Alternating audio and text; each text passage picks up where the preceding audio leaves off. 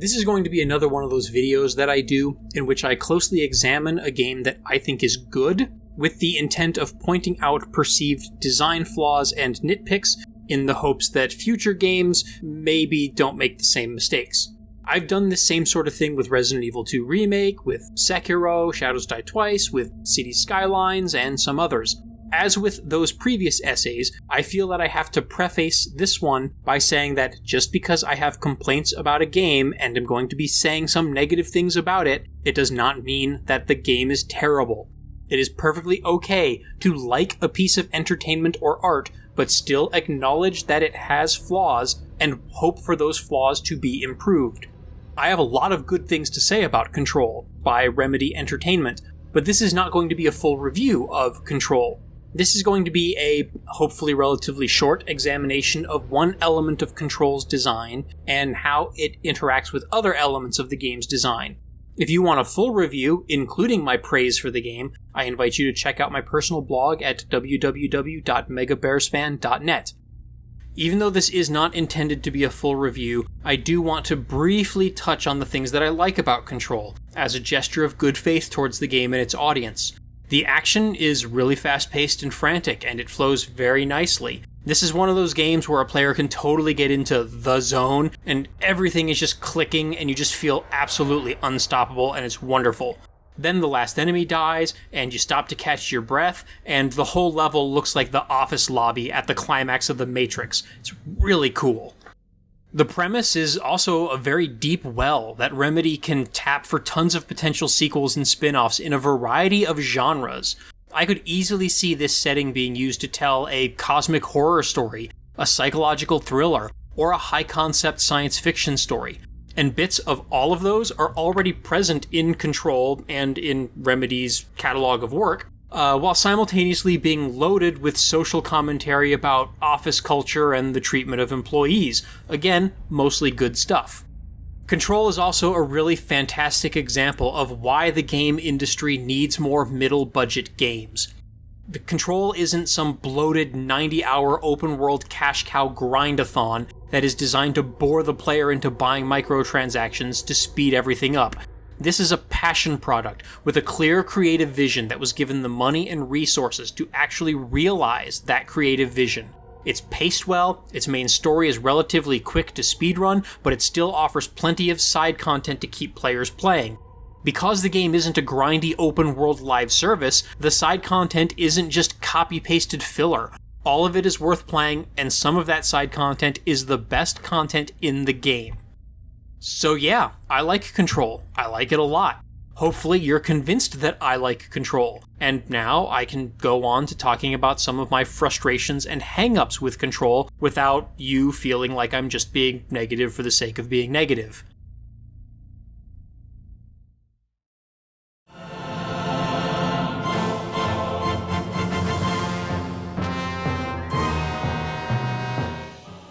For starters, I think it's important to recognize that Remedy seems to have taken some pretty clear inspirations from the games made by From Software, most notably Dark Souls and Sekiro. Control isn't quite a knockoff or clone of Dark Souls in the way that like Nioh or Ashen or The Surge or Lords of the Fallen or 2D games like Salt and Sanctuary or Shovel Knight might be, but Control has some significant similarities to the Soulsborne subgenre.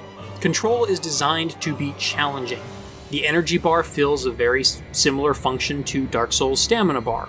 Its control point checkpoints act almost the same as Dark Souls bonfires. The player loses upgrade currency when you die. It's full of lore for the player to piece together, and so forth. Yet Control has a much more distinct identity and feel, especially when compared to the other Souls copycats that I've listed before. Like Dark Souls before it, Control proudly advertises its difficulty. It doesn't have difficulty levels in the traditional sense, but it does have various optional assist features. These are a gracious mercy, and possibly show signs that Remedy took a worthwhile lesson from Sekiro.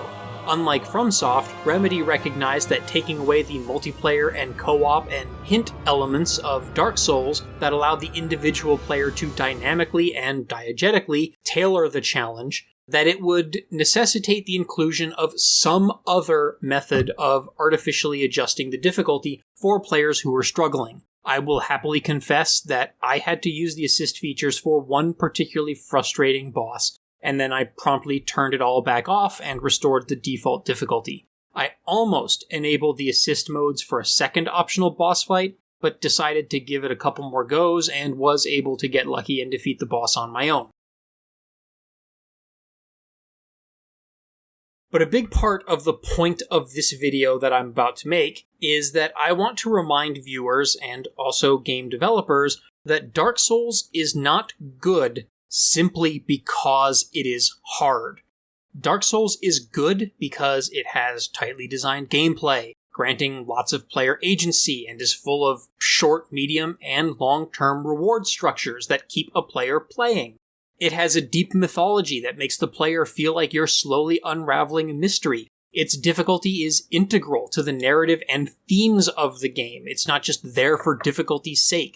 Dark Souls is about the entropic decay of the world, the inevitability of death and darkness, and the futility of the quest to keep the fire burning.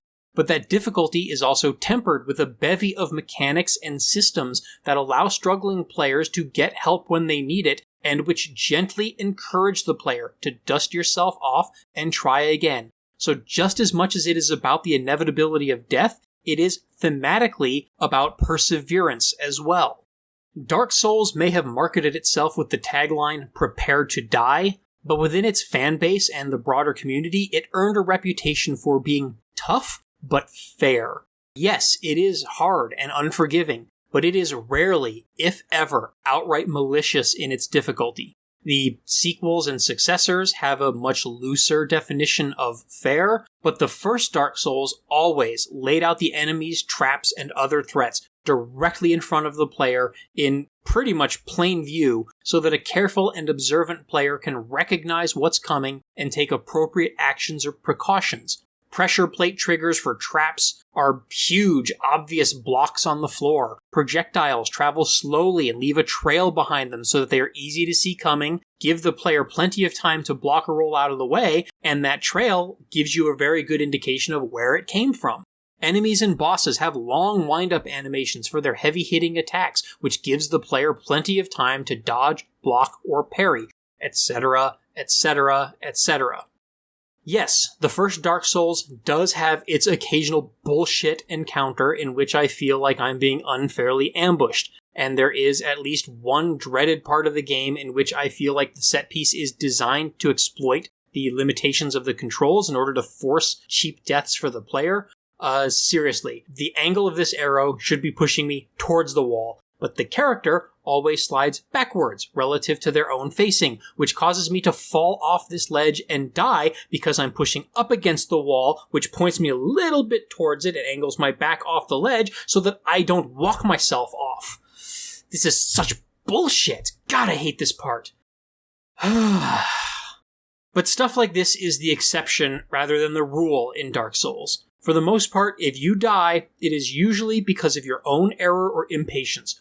Why you died is usually quite obvious, and how you defeat or circumvent the obstacle is usually made pretty apparent by the game, even if actually defeating that obstacle is still difficult and requires multiple attempts.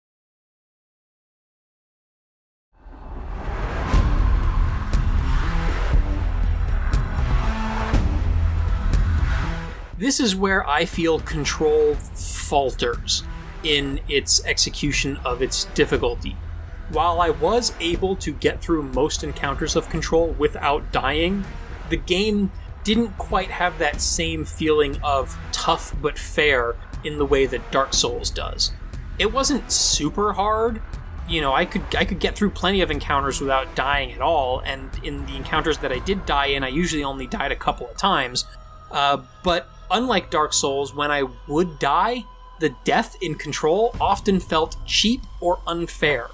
So while I suffered far, far fewer deaths overall in Control, the deaths that I did suffer did not feel anywhere near as deserved as my deaths did in Dark Souls. First and foremost, the action in Control is designed to be very fast and fluid, which is a good thing. It's very fun to play. But that frantic, chaotic nature of the encounters means that there are a lot of threats coming at you from a lot of different directions all at once. It often has the feeling of bullet hell, but without that top-down perspective that gives the player more awareness of your immediate surroundings. Jessie is fairly tough, but she isn't super durable. She can't take too many hits before dying, and some of the heavier enemies can drop her down to critical health or in some cases instantly kill her in just one attack. This becomes especially problematic when the game decides to start spawning in new enemies off-camera, sometimes directly behind Jessie, where I, the player, cannot see them. Sure, there's audio cues and bright red flashes of light to indicate that enemies have spawned in, but in the heat of these frantic battles, with all of the special effects going on all over the place, it's very easy to miss these cues and be completely blindsided by an unexpected attack. The flying kamikaze hiss charge were the worst offenders in this regard. Yes, they announce their kamikaze attacks with a loud screech, but without knowing where they are coming from, attempts to block or dodge can sometimes be futile. And this isn't even a case of me losing track of an enemy and being flanked and caught off guard. The game literally spawns new enemies in right behind the player, in the middle of battle. That is definitely not something that FromSoft does with any of its games. FromSoft might hide an enemy behind a corner for a sneaky attack to catch the player off guard if you weren't paying attention, but they never spawn new enemies in right behind you to get some cheap shots on your back. Something that compounds this problem is that Control has a frustrating habit of setting certain fights within red ambient lighting. This makes it hard to see those red glows that announce new enemies spawning in. It also makes it hard to see the red glow around enemies that are shielded, and it also can make it hard to read certain attack tells of many enemies. Even if the arena isn't bathed in red light, there's still often a lot of chaos and visual noise cluttering up the screen and making it hard to read what exactly is happening.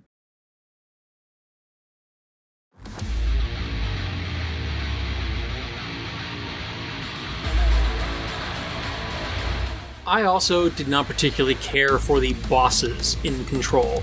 There are a few neat, unique bosses, but many of the bosses are just named versions of standard enemies, with armor and a larger health bar. They are really only difficult in many cases because they are accompanied by constantly respawning mobs. Even some of those unique bosses still have infinite trash mobs.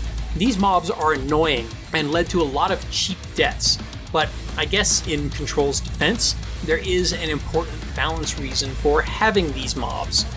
You see, Jessie cannot independently heal herself in Control, except by going to a checkpoint. She doesn't have passively regenerative health. She does not have an Estus flask, as in Dark Souls.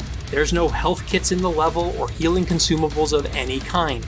Jessie can't even spend energy in any way to heal herself.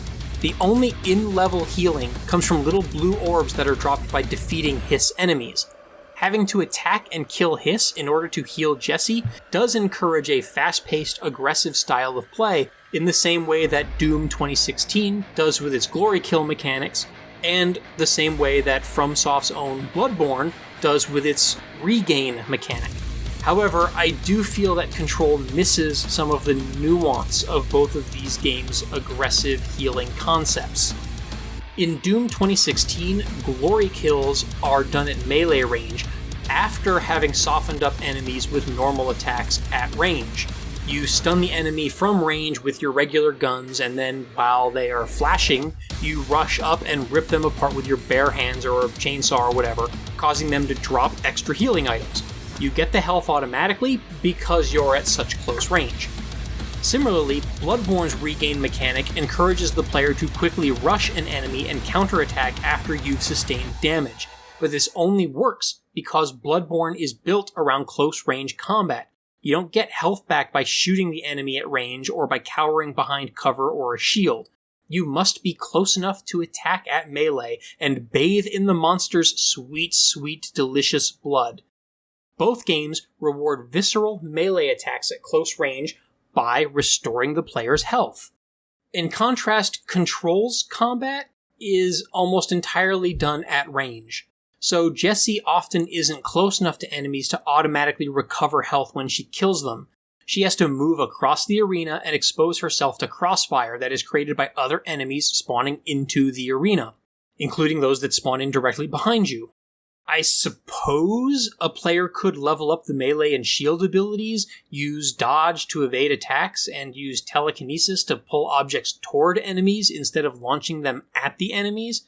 It's certainly a viable way to play the game, but it would require very high-level play. I don't expect very many new players or casual players are playing this game like that, so most players will be almost exclusively fighting at medium or long range.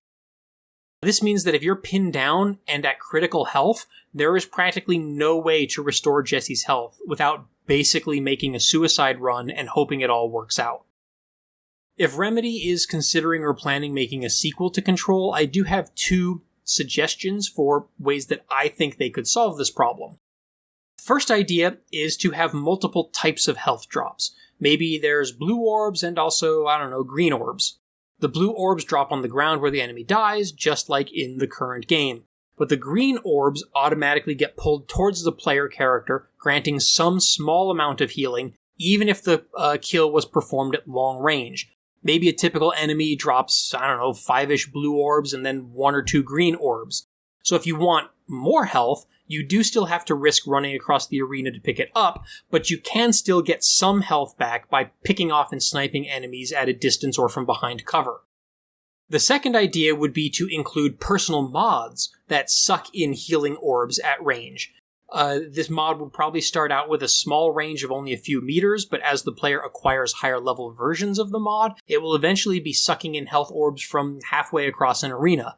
This would give the player an option for long-range healing, but at the opportunity cost of taking up a precious mod slot and the player not being able to buff your base health or energy efficiency or some other attribute. Sometimes Control even uses the camera itself against the player. It takes full advantage of the player's limited field of view and lack of a minimap in order to get in cheap shots that you can't see coming. There might be a flying boss that forces the player to have to pan the camera up to keep track of that boss, but then the game will spawn in mobs at ground level where the player has no or limited visibility. And to Remedy's credit, in the case of some of these set pieces against flying enemies and bosses, Control's level designers do often have high ground in the level that allows the player to keep level with the flying enemies, or even to be above them and to look down on all of the enemies from above. This seems to be how they intended the player to defeat certain bosses and encounters. The problem is that because enemies spawn in during encounters instead of being in the arena already like the enemies in Dark Souls, the player doesn't know that such a tactic is necessary until you've already suffered the cheap death from an enemy spawning in off camera and killing you. There are plenty of encounters in which the high ground provides no substantial advantage, and maybe even situations in which the high ground might even be detrimental depending on your character build and what weapons you have equipped. So it isn't a situation in which seeing rafters at the top of the arena is just an obvious indicator that you should fight from elevation. With the gift of hindsight, yeah, it's obvious, of course, but in the moment, during the fight, these deaths still feel cheap and undeserved. In some cases, the floor even falls out from beneath you while the camera is looking up at a towering enemy. And there isn't even any high ground in this arena for me to be able to keep the boss and the ground in frame at all times. Say what you want about Dark Souls' Bed of Chaos, but at least her weak spots are at ground level so that you can focus the camera on the floor at all times and see where it has fallen away. The camera isn't looking up into the air and obscuring your visibility of the floor, causing you to fall into an instant death trap. Anyway, in summary, I feel like Control uses pretty much every cheap trick in the book to try to kill the player, which, again, I feel is in stark contrast to the design ethos of Dark Souls and FromSoft's other games. Thankfully, the developers didn't decide to be super malicious about it, and the game is still, I think, reasonably playable at the standard difficulty setting. And of course, they have the mercy of granting the assist features that can, make the game pretty trivial to play.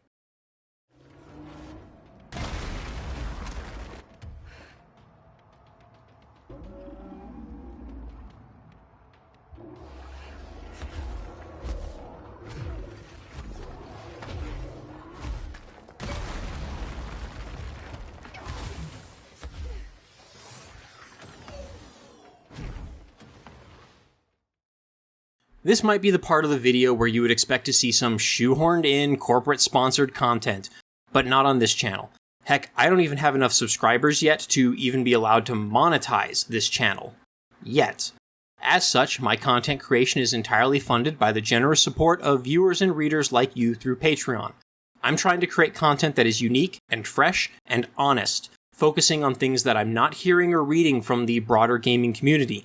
If you enjoy my content, or you think it is unique or particularly honest, and you want to support its creation, then I hope you'll consider supporting me through Patreon. A link will be in the description.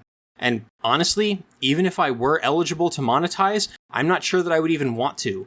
I really do prefer to be independently funded so that I'm not stuck having to create clickbait fluff content in order to chase algorithms or shill corporate product. Your support would really mean a lot, and I sincerely thank those who are already supporting my content creation.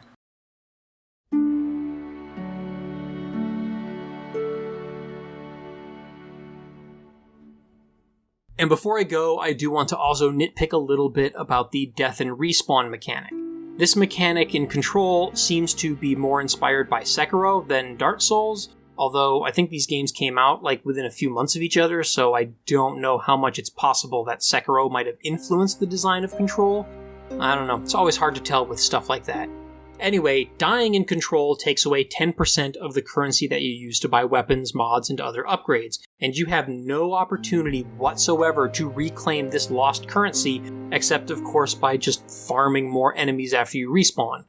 Thankfully, Control does not use experience points to grant new abilities. Ability points are given directly by completing missions, and therefore they are not taken away when you die, and this is also similar to how Sekiro worked. One of my little pet peeves, though, with games that ape off of Dark Souls is when they copy the mechanics, but they don't bother to provide any narrative justification for those mechanics. Despite the psychic and supernatural nature of Control, Remedy didn't bother including any narrative justification that I was ever made aware of for how or why Jesse would be resurrecting at control points, or why that resurrection would cost upgrade currency.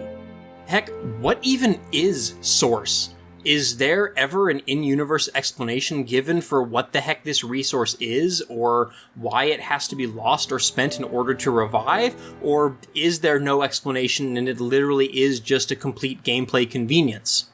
In fact, Control even goes one step further by not even bothering to mimic the ludic cost of dying.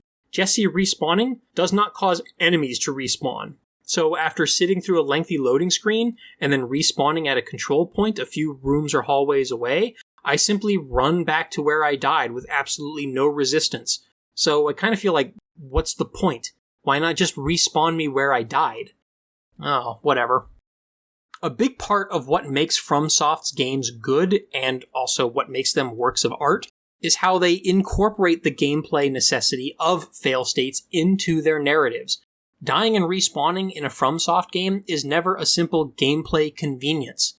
Each game includes a narrative justification for why the player character is allowed to resurrect. In Demon's Souls, it's the spirit being bound to the Nexus. In Dark Souls, it's the undead curse, the process of hollowing, and also, again, being bound to the first flame. In Bloodborne, it's the Hunter's Nightmare, and to be perfectly honest, I'm not entirely clear how the heck all that's supposed to be working, so whatever. There's an explanation whether or not I understand it. And then, of course, in Sekiro, there's the Dragon Rot. Because of the narrative justifications for resurrection in these games, the act of the player giving up on the game and putting down the controller for good and never playing again is actually a semi-valid resolution to the game's story. You just don't see an end credit screen for it. Giving up on Dark Souls could very well be read as your character losing his or her mind and going hollow. And the way that the Hiss and Polaris work even gave Remedy a way that they could have written respawning into the narrative. Major story spoilers are coming up, so skip to the timecode on the screen if you don't want to be spoiled.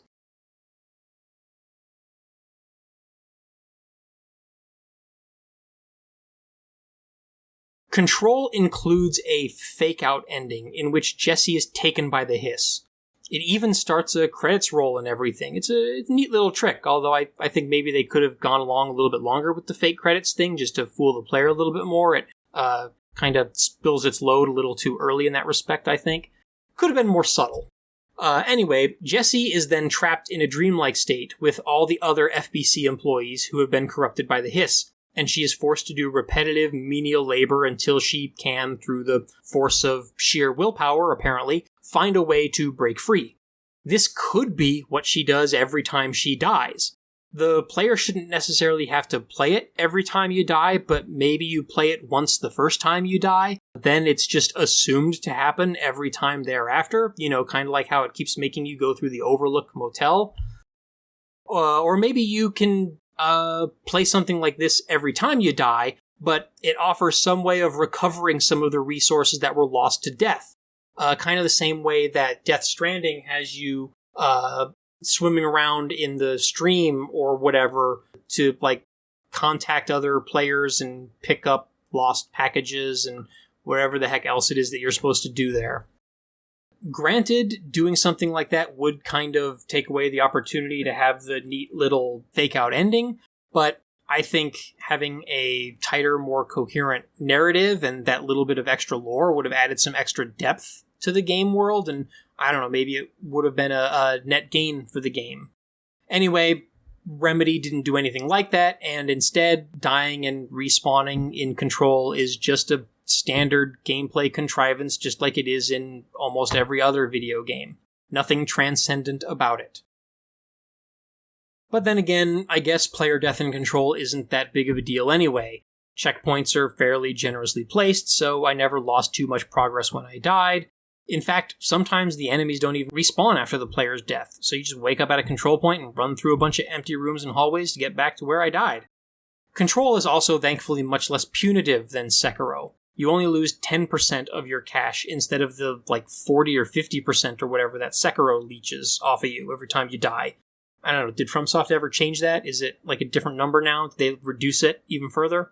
Whatever. Anyway, 2 or 3 deaths in Sekiro, at least when the game launched and when I was playing it, would reduce my cash reserves to almost nothing. But in Control, it would take 5 or 6 repeat deaths just to fall below half of what I had started with. So retrying and failing in Control is not as strictly punished as it is in Sekiro. Control is also much more linear than FromSoft's games, so the player doesn't have much alternative other than to just continue banging your head against the same wall until you break through. Most of the side quests are backloaded to later in the game, so they're not even available for you to do for most of the game.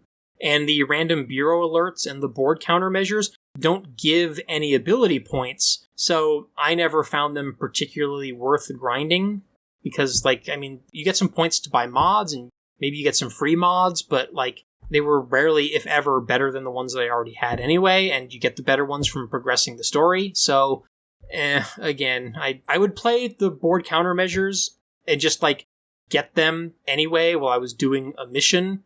They work in that regard, but I was never, going out of my way and just grinding board countermeasures. It was always just something that I'd, select ones that looked like I could finish them in the current mission.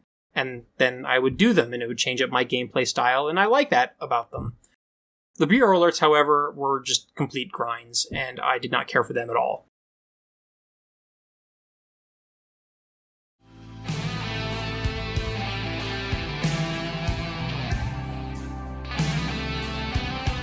And I have a laundry list of other nags and nitpicks that I could go on about, but I don't want to spend too much time on them.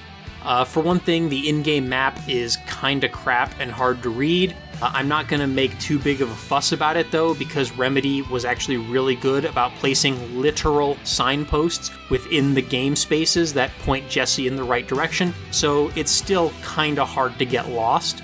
The sprint control was also a very big frustration for me in the first few play sessions. Clicking the left stick on a PS4 gamepad seems to initiate and then immediately cancel a sprint command.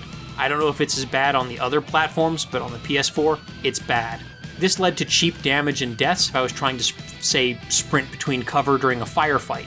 And it came to a head for me in a side mission in which I had to run a timed obstacle course in order to acquire the shield ability. Jesse's refusal to sprint down the home stretch of that obstacle course led to me consistently failing it by between 2 and 5 seconds. Eventually, I changed the sprint control to be the right directional button. It does require me to do some slight finger gymnastics in order to start a sprint, but at least Jesse will keep sprinting after I press the button. I could also complain about the excessive document reading. I like a game with well thought out lore, and a lot of these documents do help to put the player in the headspace of some of the FBC's employees. But then again, stopping every minute to read an office memo does eventually become grating. Again, this actually does seem like it's an attempt to replicate Dark Souls without really having a full understanding and comprehension of the context that makes this thing work in Dark Souls. The lore of Dark Souls is similarly presented in brief sentence or two descriptions of items within the game world. If you go through your inventory and read the descriptions of all of the items, weapons, armors, and rings that you've picked up, you not only get quick, bite-sized pieces of relevant backstory and lore, but you also get the context of that physical item itself. It's like every object in the game is a relic with its own little story for you to read if you feel so inclined. It's not a page-long office facts about some silly office drama or logistics or complaints about clogged toilets and too many post-it notes. But again, these are all minor problems that are easy to look past. Cheap and frustrating encounter design, however, which was the bulk of the topic in this video, does have the potential to turn a player completely off of the game entirely, which would be a damn shame because there's a lot here to like. So I hope that in the future, Remedy learns some lessons and they take extra care to realize the most important lesson that Dark Souls taught, which is that a good challenge should be tough, but it should also be fair. Thanks for watching.